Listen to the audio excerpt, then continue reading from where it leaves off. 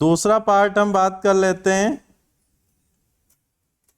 पहले सॉल्ट की और फिर टाइट्रेशन बफर की, कि सॉल्ट हाइड्रोलाइसिस। तो देखो सॉल्ट हाइड्रोलाइसिस में तुमने बहुत सारी चीजें पढ़ी हैं, हम उन पे नहीं जा रहे हैं। कि तुमने पढ़ा है एक तो complete salt monoprotic acid monohydroxy base, उसकी सॉल्बिलिटी। इसके अलावा पॉलीप्रोटिक एसिड या बेस के सॉल्ट हैं, उसकी भी पढ़ ली होगी कुछ लोगों ने। इसके अलावा इनकम्प्लीट सॉल्ट या एम्फीप्रोटिक आयन, उसकी भी पढ़ ली होगी। लेकिन पढ़ा बहुत है, जो पूछा जाता है वो पूछा जाता है hydrolysis of salt of monoprotic acid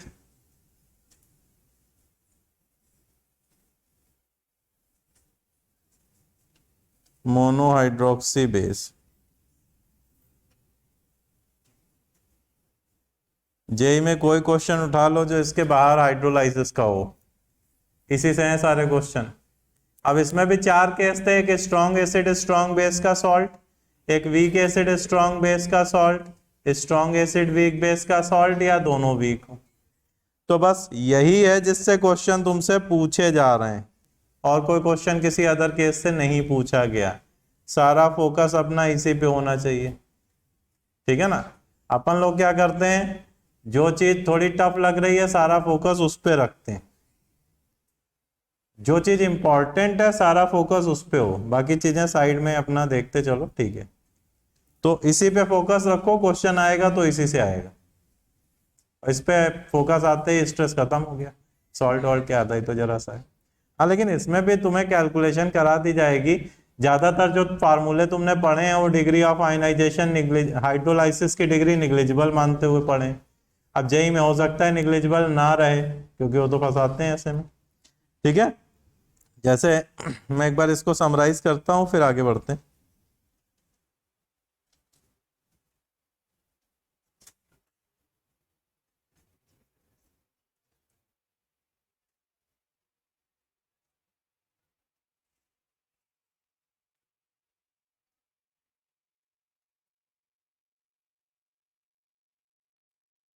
चलो इसको समराइज कर देते हैं फटाफट, ध्यान से देखते रहना भाई। देखो सॉल्ट जो है बेसिकली कैलकुलेशन में उनको हम दो कैटेगरीज में डाल के चलते हैं, कंप्लीट सॉल्ट एंड इनकम्प्लीट।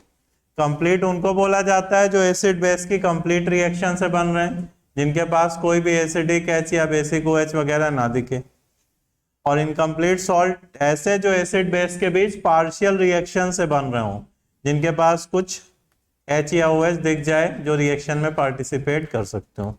तो ये कुछ एग्जांपल लिखे हुए हैं कंप्लीट सॉल्ट के, इनकम्प्लीट सॉल्ट के। फिर हाइड्रोलाइसिस की अगर हम बात करें तो हाइड्रोलाइसिस ऑफ कंप्लीट सॉल्ट में सबसे पहला केस यही है काम का, मोनोप्रोटिक एसिड मोनोहाइड्रोक्सी बेस के सॉल्ट, ठीक है। इसमें भी तुमको पता है कि जो स्ट्रॉन्ग एसिड स्ट्रॉन्ग बेस से सॉल्ट बनते हैं ये वाटर के साथ हाइड्रोलाइज नहीं होते। तो स्ट्रॉन्ग एसिड स्ट्रॉन्ग बेस के सॉल्ट की pH 7 ही होती है, या जो वाटर की pH हो। दूसरा स्ट्रॉन्ग एसिड वीक बेस का सॉल्ट। तो देखो रिएक्शन हमने एक शो की है कि भाई HCl स्ट्रॉन्ग एसिड है, BOH वीक बेस है, इनका सॉल्ट बन रहा है BCl एंड वाटर। अब BCl के जो दोनों आयन है उसमें Cl आयन स्ट्रॉन्ग एसिड से आया हुआ है और B+ वीक बेस से। तो ध्यान दो, किसी स्ट्रॉन्ग एसिड से या स्ट्रॉन्ग बेस से आया हुआ आयन हाइड्रोलाइसिस नहीं करता। स्ट्रॉन्ग एसिड से या स्ट्रॉन्ग बेस से आया हुआ आयन हाइड्रोलाइसिस नहीं करता, ठीक है। तो ये Cl हाइड्रोलाइसिस नहीं करेगा, केवल B+ करेगा। इसका मतलब strong acid strong base strong acid weak base के सॉल्ट की हाइड्रोलाइसिस का मतलब है सॉल्ट में कैटायन की हाइड्रोलाइसिस। तो ये हाइड्रोलाइसिस की रिएक्शन है, और रिएक्शन में तुम्हें दिख रहा होगा कि BCl स्ट्रॉन्ग इलेक्ट्रोलाइट है, इधर HCl स्ट्रॉन्ग इलेक्ट्रोलाइट है जो 100% आयनाइज फॉर्म में रहेंगे। तो इसमें कॉमन आयन है Cl, जो दोनों तरफ इक्वली दिखेगा तो इक्विलिब्रियम में लेने की जरूरत नहीं है। तो नेट इक्वेशन ऐसे रिप्रेजेंट की जाती है। This is also called net ionic equation. ये नेट आयनिक इक्वेशन है ये। इसमें तुम्हें पता है कि ये बी प्लस वीक एसिड का काम कर रहा है। कंसंट्रेशन अगर इसकी ए नॉट है, डिग्री अल्फा है, तो ये बचेगा A naught one minus alpha. ये प्रोडक्ट बनेंगे A naught alpha A naught alpha. ये काम वीक एसिड का कर रहा है, तो जस्ट वीक एसिड की तरह सॉल्व कर सकते हो इसको। ठीक है। और ये एक तरीके से देखो तो उसका कॉन्जुगेट है। एग्जैक्टली डेफिनेशन के हिसाब से कॉन्जुगेट नहीं बोल सकते, बट काम वैसे ही करता है। कॉन्जुगेट की डेफिनेशन क्या है? एक H प्लस का अगर डिफरेंस है तभी उनको कॉन्जुगेट एसिड बेस बोलोगे, जो डेफिनेशन है। तो इसका कांस्टेंट Kb है, तो इसका कांस्टेंट Kw अपॉन Kb आएगा। कॉन्जुगेट एसिड बेस के कांस्टेंट का प्रोडक्ट Kw होता है कि नहीं? तो ये निकाल लोगे। बाकी इक्विलिब्रियम पर तुमने जैसे इक्वेशन लिखी वैसे वीक एसिड की कंडीशन पता है ना, क्या होती है डिग्री निग्लिजिबल करने की? हम चेक करते हैं K बाई ए नॉट, और K बाई ए नॉट अगर 10 टू द पावर माइनस 3 से छोटा है, K बाई ए नॉट अगर 10 टू द पावर माइनस 3 से छोटा है तो डिग्री निग्लिजिबल कर देते हैं, और बड़ा है तो फिर सॉल्व करते हैं क्वाड्रेटिक। तो यहाँ हम तुरंत चेक करेंगे इसका KH और कंसंट्रेशन इसकी कि K बाई ए नॉट कैसा है। 10 टू द पावर माइनस 3 से छोटा है तो डिग्री निग्लिजिबल, 1 माइनस अल्फा की जगह 1, तो KH आ जाएगा ए नॉट अल्फा स्क्वायर, और यहाँ से सॉल्व करके H प्लस तुम निकाल लोगे, कोई दिक्कत नहीं है। इसकी pH का फार्मूला आता है 7 minus half PKB plus log A not. Solving तुम्हें ऑलरेडी नोन है, उसको बताने की जरूरत नहीं है यहाँ पे। ठीक है। लेकिन चेक जरूर कर लेना कि जब भी आए सॉल्ट तो KH बाई ए नॉट, क्योंकि जेई एडवांस में मामला फंसा देते हैं इन चीजों में कि हो सकता है डिग्री निग्लिजिबल ना हो, तुम निग्लेक्ट मान के आंसर चेक करो, ऑप्शन में दिख रहा हो। ऑप्शन भी उनके सेट होते हैं, रैंडम नहीं रखे जाते, कि तुम क्या गलती करोगे उसके हिसाब से एक ऑप्शन रहेगा। ठीक है ना। अब तुम बहुत ही बड़े गलत करने वाले हो, ऐसा ऑप्शन कर दो जो उनने भी नहीं सोचा हो, तो फिर कुछ नहीं हो सकता।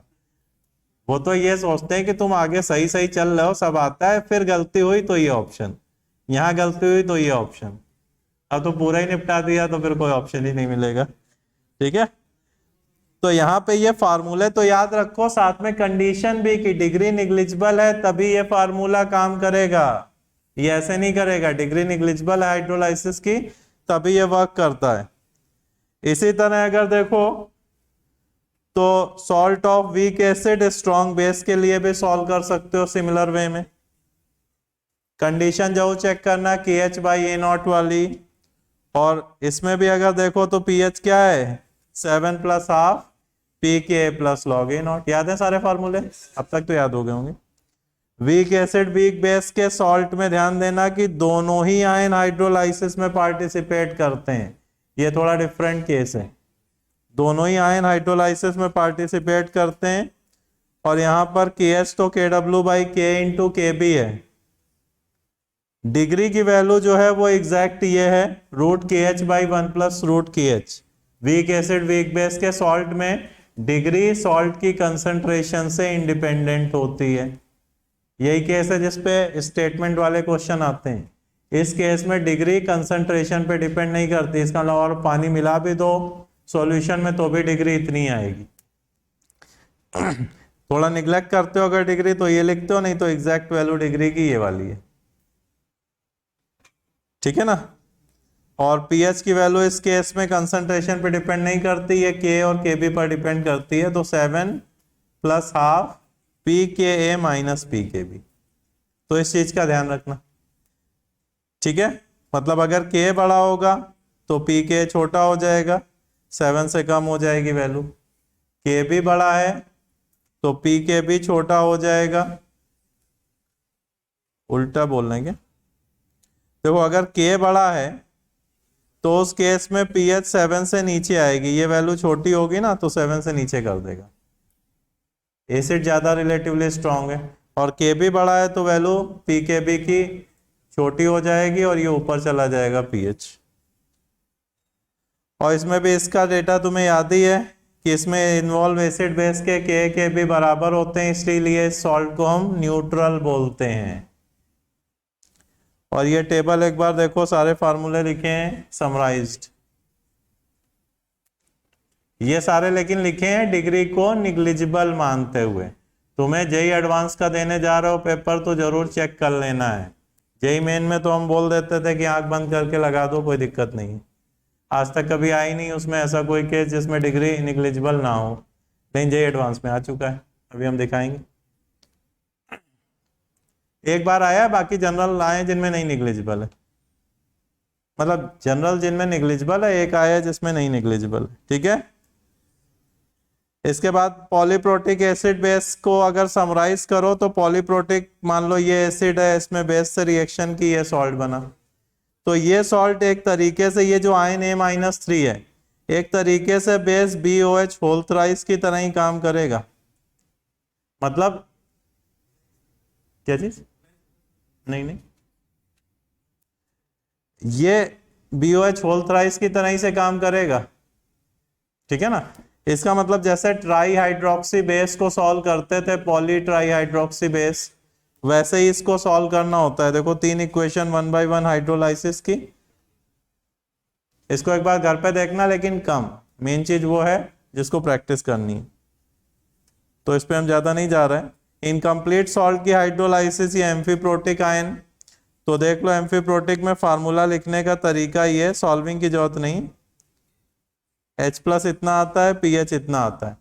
फार्मूला लिखने का तरीका मैं बता रहा हूं कि अगर मान लो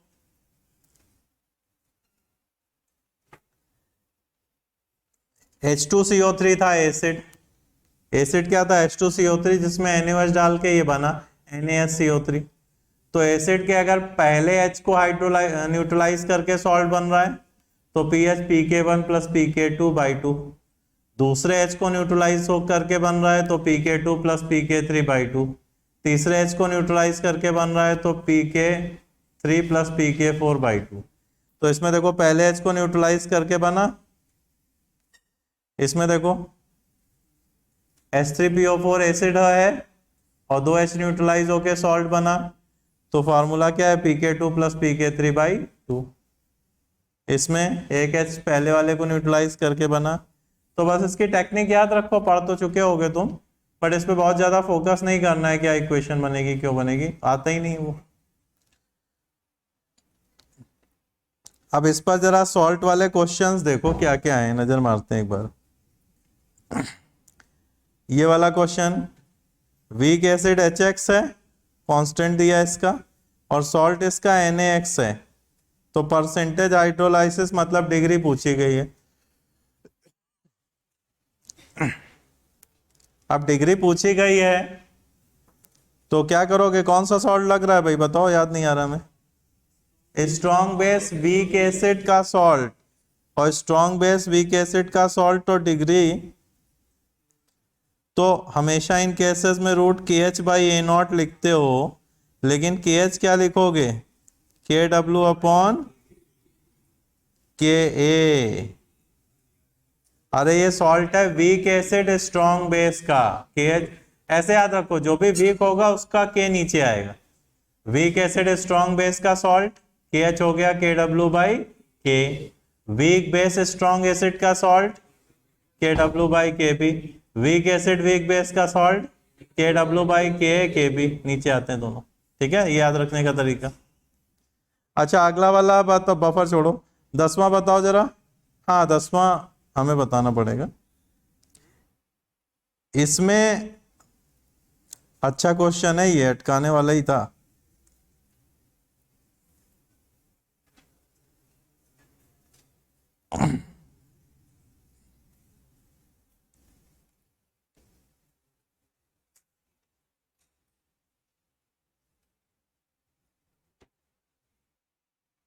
देखो जो ये वाला अभी क्वेश्चन हम लोग देख रहे थे, इसमें क्या है कि एक वीक एसिड दिया है, उसको टाइट्रेट कर रहे, वीक बेस दिया उसको टाइट्रेट कर रहे हैं HCl के साथ, ठीक है।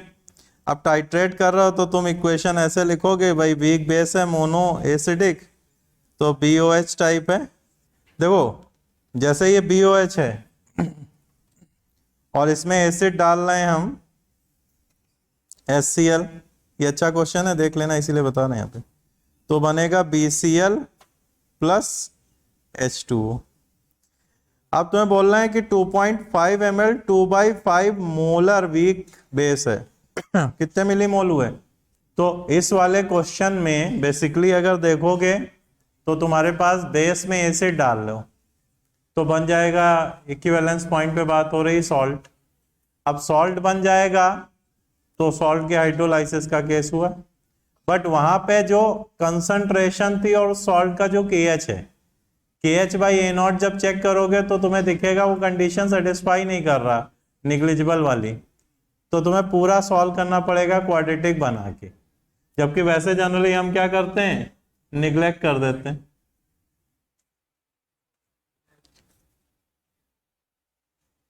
ठीक है ना, वैसे हम क्या करते हैं, निग्लेक्ट कर देते हैं।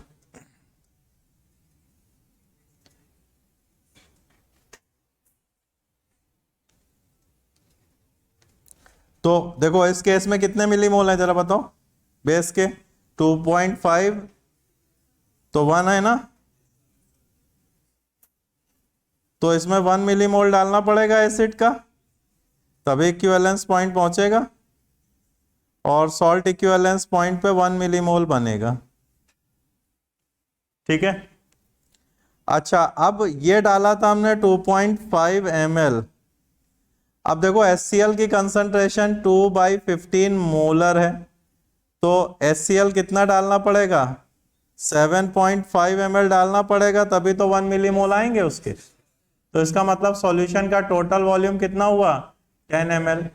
अब सॉल्यूशन का टोटल वॉल्यूम जब 10 ml हुआ तो तुम देखो कि BCl जो है वो 1 मिलीमोल है, और BCl 1 मिलीमोल है, तो इसकी कंसंट्रेशन अगर A0 मान लो निकालें तो millimole upon total volume in ml, that is 0.1 molar आ रही कि नहीं। अब ये BCl हाइड्रोलाइज होगा, और हाइड्रोलाइज होगा तो इसके हाइड्रोलाइसिस की इक्वेशन लिखते हैं इक्विवेलेंस पॉइंट पे, BOH प्लस HCl, और ये 0.1 मोलर है। अच्छा इस सॉल्ट का KH क्या होगा, KW/KB। अब KW है 10⁻⁻14 और KB है 10⁻⁻12, मतलब 10⁻⁻2 आ रही वैल्यू। अब तुम अगर चेक करो कि भाई KH, अरे ये KH है, अगर चेक करो कि KH/A0 कहाँ जा रहा है तो तुम्हें दिखेगा 10⁻2 अपॉन 0.1, 10⁻⁻1, जो कंडीशन सेटिस्फाई नहीं कर रहा है। तो यहाँ पे हम सीधा फार्मूला लगाएंगे तो ऑप्शन हमें दिख जाएगा, लेकिन वो आंसर नहीं है, मतलब वो सोच समझ के बनाते हैं, फार्मूला लगाओगे तुम। तो यहाँ पे क्या करना है, पूरी क्वाड्रेटिक सॉल्व, जैसे इसको लिखोगे 0.1 1 माइनस अल्फा, 0.1 अल्फा, 0.1 अल्फा, और KH को लिखोगे 0.1 alpha square upon 1 minus alpha, और ये वाली क्वाड्रेटिक सॉल्व करके अल्फा निकालोगे तब आंसर आएगा। तुम अगर डायरेक्ट फार्मूला लगाते तो तुम्हें इन चारों में एक ऑप्शन दिख जाएगा। तो मतलब वो गलती क्या होगी उसके हिसाब से ऑप्शन जेई एडवांस में तो सेट होते हैं, मतलब ताकि तुम्हें दुख ना हो एग्जाम सेंटर में, तुम बढ़िया बढ़िया ये भी आ रहा है, ये भी आ रहा है, ये भी आ रहा है, क्योंकि कई बार सॉल्व होके कुछ ऑप्शन दिख जाता है तो हमें लगता है कि आ गया, ये तो हो ही गया क्वेश्चन। अब जब कुछ नहीं आता तब लगता है गड़बड़ है, लेकिन एक ऑप्शन दिख जाए तो तुरंत ही बाकी फिर अगले पे जाते हो सीधे, है ना। तो ध्यान रखना है। क्लियर है पॉइंट, ये गलती वाले पॉइंट बता रहे हैं, बाकी पढ़ तो तुम सब चुके ही हो, अब लास्ट मोमेंट पे ऐसा कुछ नहीं है। तो जहां कहाँ इंप्रूवमेंट हो सकता है हम उस पॉइंट की केवल बात कर रहे हैं। ठीक है भाई।